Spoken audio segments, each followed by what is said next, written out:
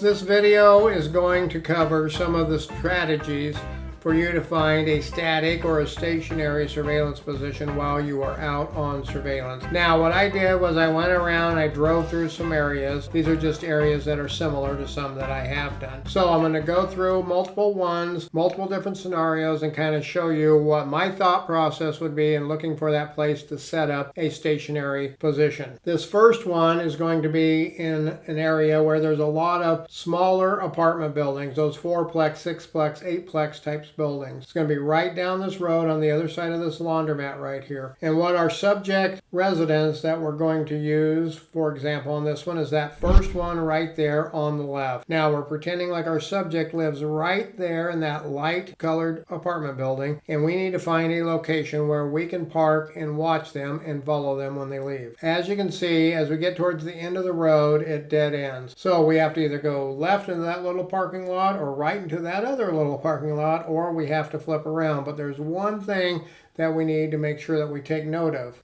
If you look right there, there's that playground structure. You need to make sure you are aware of things like that. We would not want to be sitting down here by that playground doing our surveillance. As we're driving back, you'll see a lot of empty parking places. The problem is each one of those parking places is assigned to a particular apartment.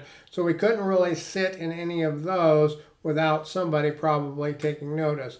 And as you can see at the apartment building that we're going to be surveilling right there on the right, there's nothing available right next to it either. And along the street here, there's nothing that's really available. So we'll go ahead now and we'll take a look at some other potential places where we might be able to park. This video is sponsored by OREP Insurance and Working PI Magazine. OREP is a leading provider of private investigator liability insurance. Visit orep.org for a quote today. As I had mentioned before, and as you saw, there was a laundromat right now. It's right there to our left. So we're going to check out that location first. Now I could potentially park in this spot right here. This is the second spot. It's next to that maroon vehicle that we saw parking there just a second ago. But there are some problems with this particular spot right here. This is what we would be able to see from this particular spot. Now, if we were able to park in the space next to us, it would be a lot better. You can see the street, so if they leave, you would have a good advantage point to be able to see them leaving and see who all's in the vehicle. But one of the problems to sitting in a location like this is simply that everybody inside that laundromat is going to see you sitting there in the car. They're going to see right outside. And eventually somebody's going to come out and probably confront you and ask you what you're doing there if you're sitting there all day long. Now, if you could park right there where that maroon vehicle is, you're not in front of the windows and you're a little farther off to the left. So that might be a little bit better to a point. And as you can see right here across the street, there are 6 parking spaces and none of them are being used right now. However, there is oil marks in almost every one of them. So people do park there from time to time, and it is posted right there on the fence that it's private parking. So you could potentially take a chance right there in parking. One of the problems with being parked there would be the fact that you're at a major choke point. Now, if we come around to the back side of this laundromat, right here on the side, there's a really nice spot. If you happen to have a handicap placard, this spot right here, there is a handicap marking on the pavement. So you could park right here, probably not likely to be noticed. And there is what you could visually see from this handicap parking space. So you could probably see the subject's vehicle. You could definitely see if somebody drove past you. There is a little side road, and we're going to go ahead and we're going to check this out. This might be tempting to look here, but one of the problems, as you'll see right there, is a no parking sign. So that means you can't park, and there's one on the other side as well. This is a very narrow street, so you couldn't park here. But if we just pull around this corner to the left, there are no parking signs, and it is wide enough, so we could potentially park right here. The apartment is to our left, and there is what you can see from here. It's quite a ways away. It's a couple of blocks away. If they came towards you, if they took a right and came towards you, it wouldn't be too big of a problem. You could just wait for them to go past. However, you are kind of sitting out in the open. If they go to the left, you have a huge problem because there's a stoplight down there at that highway, and you have to beat them to that stoplight. Now, if we go back down towards our subject residence, there's the laundromat right there. The subject residence is to the left down that street. You'll also see a Family Dollar store. We could potentially park there at the Family Dollar store. However, one of the problems that I have seen with these is a lot of the employees that work in these locations go outside for their breaks, whether they're having a cigarette or whatever. They're going to eventually take notice of your car sitting there all of the time. You can see the laundromat and the street where the residence is at right there. There is the view from this vantage point. You could obviously see the car coming down the street. You could tell if they go left or right. A little bit of a problem getting whipped back around and out of that driveway because that driveway is also shared with the gas station next door. If we go back around, we're going to see the shared driveway there with the convenience store right next door. And we're going to go between the buildings here, between the convenience store and between that dollar store. And you're going to see down there at the end is another street, and there's some trucks parked right there.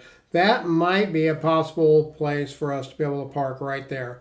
Let's take a look. If we pull up right here in front of this truck and we park right here, you can see over there where that gentleman is getting stuff, putting stuff in his car and things like that. That street right there, that's back behind him, that is the street that our residence, our subject residence is at. So we could obviously see their vehicle driving past. But we can't see the residence. It's on the other side of that brown apartment building right there on the right. From this position, you could also see over there the intersection next to the laundromat, the opposite side of the street that our subject residence is at. So we could see if they drove down the street and if they took a left and they went that way. But if they went right, we would never see them. There is that big empty lot out there across the street, but that's private property. We wouldn't be able to park there. But there is another location you'll see all the way on the other side. That's a hotel. We need to go check that out too. You can see all the way across. There is that laundromat, and there is the street that our subject residence is at. So from this location, you could sit here. You could even see the residence from here. If you pulled up your binoculars or had your camera on zoom, you'd be able to see everything. You could see them come down. This would be a great position for eyes on the house if it was a multi-operative, multi-investigator surveillance. Okay, now let's go ahead and let's move on to our second scenario. Now we're going to move into a single-family residential neighborhood. We're going to be looking at a house right up here on the next street, and we're going to see where we might be able to park there. We're going to take a right up here at this next street, and we're going to be looking at the second house on the left over here. As we round the corner, we're going to be looking at that house on the other side of that camper where that dark pickup was parked. Now, as you're driving down the street, take note. All of the trash cans that are sitting out on the curb. What does that mean? That means this day is trash day. You need to notate that because that could be a good day to get potential activity of your subject. Now, as you're looking along the way here, there were a lot of places to park, but most of them weren't too ideal. But I did see one that I think was a really good potential spot. Okay, we got turned around, and now, if you look straight ahead, there's that nice lawn there with the trees that's between the brown and the gray house. Let's stop and let's take a look at this position right here. From this position right here, we are sitting between those two houses. If I look over to my left, it's the exact same thing. It is split between two houses. I can see my subject residence down the street, and I'm able to watch to see if anybody goes to that vehicle or if that vehicle leaves. There is the view looking out my right window. But you can tell from this, I am dead center in the middle between the two properties. Nobody's going to know who I am associated with when I'm parked right here. This is a perfect location. And if I look over here to my left, again, I'm almost dead center between two properties. Now let's go ahead and we'll drive back down the street, and we're going to look for other potential spots. There are some other potential spots, but they're always right in front of somebody's house. And look where the trash cans are. If it was trash day and I was parked where they put their trash cans, that's going to probably present a problem. And then right ahead of us is a cul-de-sac, and you would never want to park in a cul-de-sac to watch down that street. Now, if we go back down the street that we came from, there's a spot right there by that fence. That might be a good place over there on the left. Now, while it may seem like it makes sense to park back by that fence, look right here to our left. It's a basketball hoop. Somebody actually put a basketball hoop on their property facing the street. So what does that tell us? That should tell us that there are probably oftentimes kids playing out on the street, playing basketball, things like that. So it might not be the best location this way. Now, if we pull up here a little closer to the street, we could park right underneath these trees. And this might be an okay spot, but it does have some problems. Now, it's tempting to park in a place like this because we're underneath a bunch of shade trees. There's our view looking out the side of the front window. We can see the pickup at our subject residence right there. Now, we could pull up into this next block right here. There are some problems here. We might think about parking right there next to this fence, but there's that work truck there and that pickup on the other side. Now, here's another thing if you were thinking about sitting here. There's a trampoline in that backyard. What does that tell us? Again, we're seeing signs of lots of activity of neighborhood kids out playing. And there's one more thing that we really need to notice right there. That is an elementary school that's sitting right there. That's literally about 2 blocks from our subject residence. You don't want to generally be parked anywhere near a school during surveillance. Somebody is probably going to take notice. Okay, the next location we're going to take a look at is going to be a larger apartment complex. We're in a much more populated area now. We've got a lot of shopping, Walmart, Sam's Club, all kinds of things, fast food and stuff like that. We're going to take a look at one of these large apartment buildings over on our right-hand side, and we're going to see how that might be able to be set up for surveillance. Now, as we're approaching this residence, there's a strip mall off on our right, and there's a large shopping mall over on our left. We're going to go into this first apartment complex, and we're going to be looking at a residence in that second building right there on the right. Okay, there's the second building right there. It has the address up on top, but there's something key with these buildings. Each side has its own address, but even more unique about it, I've done a lot of work in some of these apartments before, and each one of the apartments has a unique apartment number that has nothing to do with the building.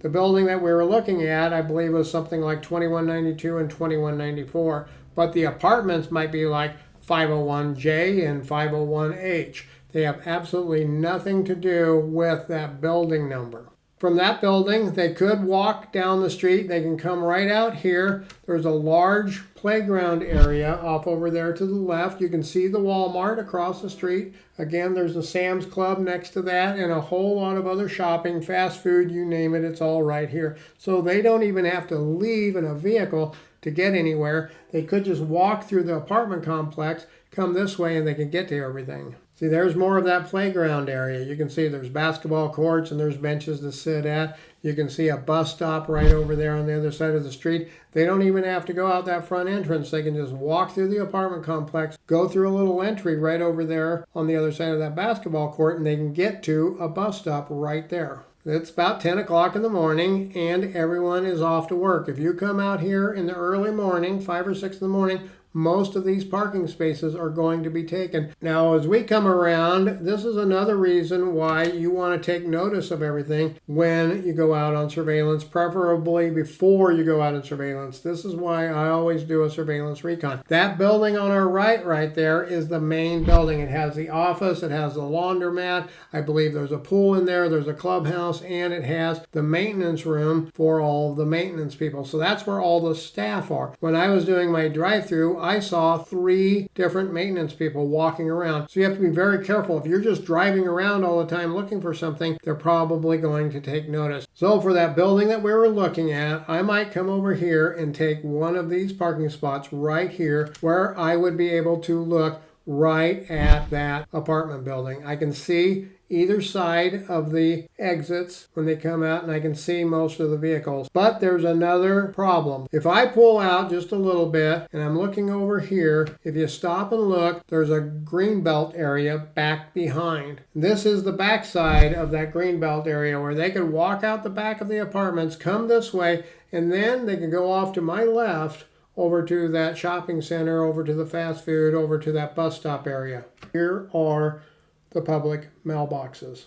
As you can see across the street, that is a major shopping mall right there. That might be a possibility for us to explore. Now I could come out right on the street at the apartment complex and park right here. Problem being is right to my right are the offices. The exit is right behind me. They only have one exit. It's right behind me if they're going to be in the car. If they're walking, they have multiple ways out. But if I'm parked right here, I could watch through my mirrors, but if they go the other way, I have to flip a U. And if they go the way I'm pointed, well, they're driving right past me. I'm at a choke point, and I'm going to be pulling in right behind them. It might not be the best spot right here. Now I'm going to go ahead, I'm going to pull into the shopping center here. If I go around the corner here to the left, and I go to this first parking spot over here. It's pretty nice. There's no other vehicles around for the most part, unless it's Christmas time. A lot of these outlying areas are empty. There's nobody parked here. So you could potentially park right here, and you can see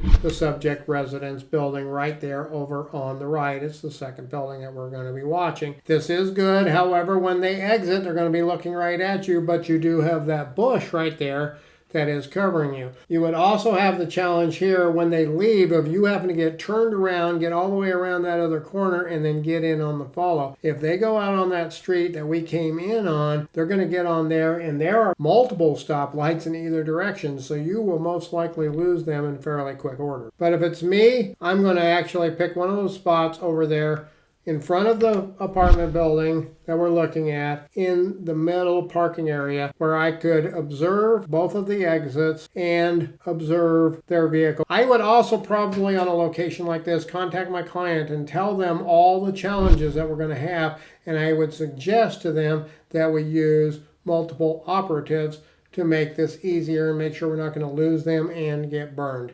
And I hope this helps you. I hope this is able to provide some insight as to how you can set up a stationary static surveillance position on your next surveillance.